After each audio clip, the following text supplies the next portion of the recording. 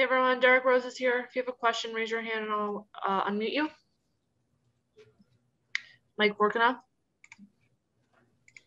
Hey Derrick. First of all, I hope you're feeling better. Obviously, you were away from the team for a while. I mean, what can you explain in terms of what happened, how you were feeling, and how you're feeling now?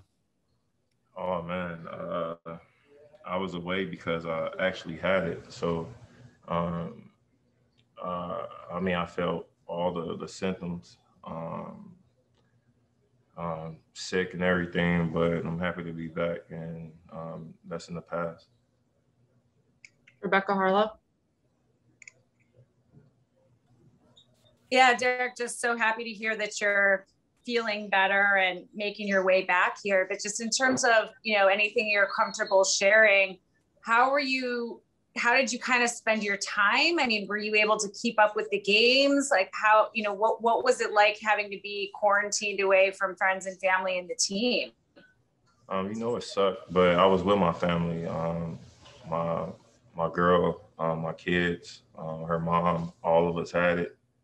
So we was in the house for the 14 days, 10 to 14 days, getting taking the test, and of course taking all the meds and everything. But I was with my family. That was the best thing about it. But like I said, it's in the past, and thank God I don't have to worry about that anymore. Barbara Barker. Yeah, I just wanted to ask, is everyone else in your family okay? And how are you guys doing? And how it was nice to be together, but how tough was it to go through this? Oh, thanks for asking. But I mean, yeah.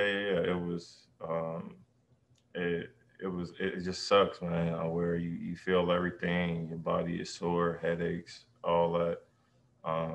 Kids wasn't too bad. They had fevers and runny noses, and that was pretty much it, and a bad cough. But it's real. The COVID thing, I know a lot of people overlook it, but it's very serious. It's real. Jeff Bondi. Hey, Derrick, I was going to ask, is it anything like you've ever experienced before in terms of an illness? Was it just completely different? Yeah, it was completely different. I mean, they say everybody is different, but with me, I never felt anything like that before. I had the flu. It was nothing like the flu. In my sense, where the flu, your stomach, or like you drained and everything. It was that times 10. So, like I said, slowly getting back. I'm progressing every day, and just trying to get back in the swing of things. And the team, everybody, they reached out. The franchise, everybody in the franchise reached out every day. So it was nothing but love coming from everybody over here. Peter Body. Derrick, just from a timeline standpoint, when did you start feeling better, and how do you feel resuming workouts now that you're back on the court? I mean, it's kind of hard with the timeline thing. Right when I was able to leave the crib after like the 10th day, I was kind of getting back in the swing of things. But it's something that you got to take serious, though. I'm mad I even got to talk about it because of how it made me feel. But it sucks. It sucks, man. Especially when you get traded. I had a chance to play, then the game is just taken away from you for something like that. So getting back and playing rhythm and trying to get myself back to where I was, it's gonna take some time, but every day I'm getting the most out of all my days. So that's all I can do. Time for 2 more questions. Ian Bagley, SNY. Hey, Derrick. I don't know if you want to get into these details, but I think I guess you had flown back from San Antonio after an inconclusive test. At that point, at what point did you know after that you had it? The next day. It was the next day. Don't know how I got it. Tell you the truth, I don't even want to get into that, but yeah, I had it, and thank God I got over it, and that's in the past. But yeah, it was the next day after I got back. Rebecca Harlow.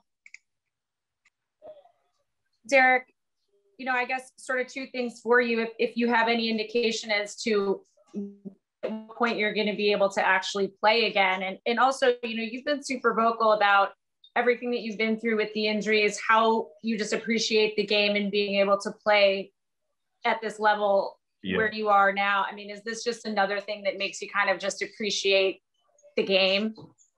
Oh yeah, of course. My appreciation for the game, while I was going through quarantine, just reading a lot, trying to take all the information and knowledge that I was receiving in, and just trying to better myself. I couldn't exercise, I couldn't do anything but just be around the family and read. So coming back, just even leaving the house, what I mean, that's something that we take for granted, or just breathing, just everything. I went through a lot during this quarantine, so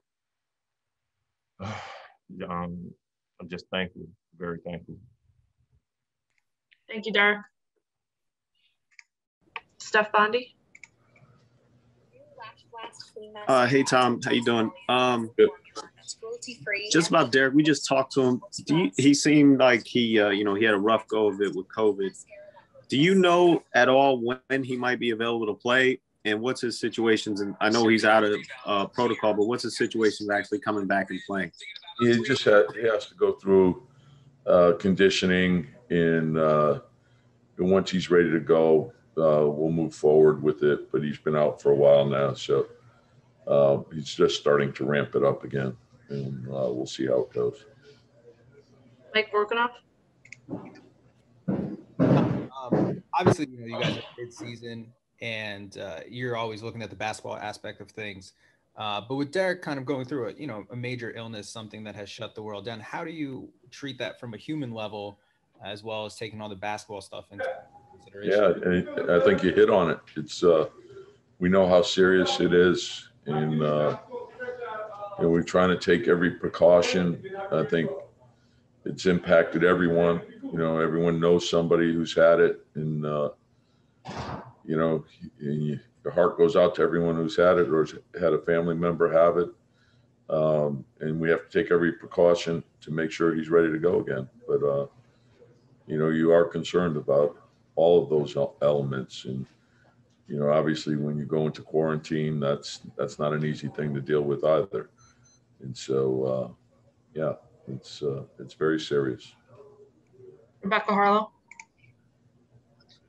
Yeah, and Coach, just kind of more on that note, Derrick was saying that he just feels grateful to be able to do things like leave the house, something as simple as breathing after some of the symptoms that he was feeling, that it's made him appreciate the game, how much he loves basketball that much more. Have you kind of had any of those moments this year coaching through this, just being grateful for, the position that you're in, the ability to be able to coach this game that you love, just given everything? Yeah, I think, we all, when something is taken away, the thing that you miss more than anything is, obviously you have to love the game, but the camaraderie of being around everybody, everyone who's on your team. And it's, it's not only his teammates, it's coaches, it's front office, it's staffing, it's everyone. You miss, that's what makes the journey special. And, obviously you're working towards always trying to win a championship, but it's the people along the way and doing something that you love together. And so you miss all of that. You miss the competition, but you miss the people more than anything else. And I think sometimes, and we were talking about it as a staff the other day, it's the one thing that it has done, it has given everyone an appreciation. I think you're spending so much more time at home with your family, that, and that's been the one positive maybe, is that, the times that you're just hanging out at home, and, I think we all want to get back to normal, but it's given you an appreciation for all the things that we do enjoy, the freedoms that we have, and hopefully we can get back to that soon. Peter Body. Tom, back to last night's game. After you've had a little time to review the what happened at the end there, what did you think of the call, and also what did you think of the league's explanation that you didn't challenge in the allotted time? Well, I'll let you guys determine that. Mike Workenoff? Did you hear from the league today? We can't determine that, obviously, but have you heard from them? Have you, I guess, gotten a better sense of why they ruled the way that they did in terms of on the court and then after the fact? And that, I don't want to put it on any like that final play, but there were a number of things that happened in that game. And so I'm not going to blame the officials for something. If you're asking me, did I agree with it? No, I didn't. But that's life. Move on. Get ready for the next game. Thank you, Coach. Yep. Hey, everyone, Emmanuel Quickly's here. If you have a question, raise your hand and I'll bring you into the room. Ian Bagley. Yeah, Emmanuel, just I guess you were listed on the injury report. How's everything feeling? How's the ailment that you've been dealing with? Better. Just getting treatment every single day. I'll get treatment right after this. Continue to just make sure I'm taking care of my body so I can be there for my teammates and the rest of my team. Mike Workenoff. Manuel, you guys have had a run of losses the last week where kind of officiating has had some of the impact on the calls and how it went late in games. Is there a frustration in terms of the way that the games go that way, where it's a little bit out of your hands when the refs get involved? A little bit, but that's something that we can't control. So we try to just Coach Tibbs has preached that all year. Just control the things we can control, which is coming out, playing hard, playing with energy, playing together.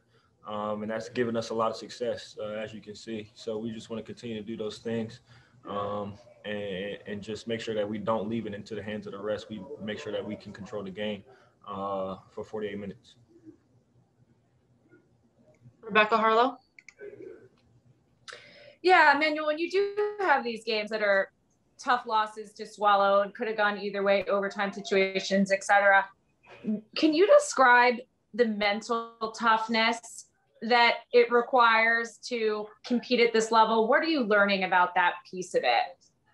I think that's basically, in a nutshell, what the league is. The biggest difference between NBA basketball and college basketball is the mental side. Everybody's talented and athletic and can do all these things, but the strongest, mentally toughest people and teams, I think, do the best because they have that edge of maybe, if they shoot 1 for 11, they come back the next night and go 10 for 11 or something like that because they had that mental edge. Or if a ref doesn't make a call that they like, they don't worry about it. They get to the next play, the next game. So I feel like that's where our team is. I feel like that's what's given us the success that we've had, and we're going to continue to do those things. Mike Workenoff. I know this is a bit of a turn from what we've been talking about, but everyone's kind of talked about your floater and how you use that to score. How do you use that to make plays and kind of create for others when you're, coming off the pick and roll and you see Nerlens or Mitch or whoever run into the rim? Like, what kind of dual threat do you think that gives you? I think it helps out a lot, and especially just watching film, extra film, about to watch film right after this, of just how I can continue to use, everybody sees the floater, but how I can continue to have that second option as far as, looking to see weaks out or looking to see floaters and lobs and pocket passes and things like that. So just looking to have those secondary and third options, off that, floater that I have. I want to continue to sharpen up, every part of my game. Thank you, Emmanuel. Thanks.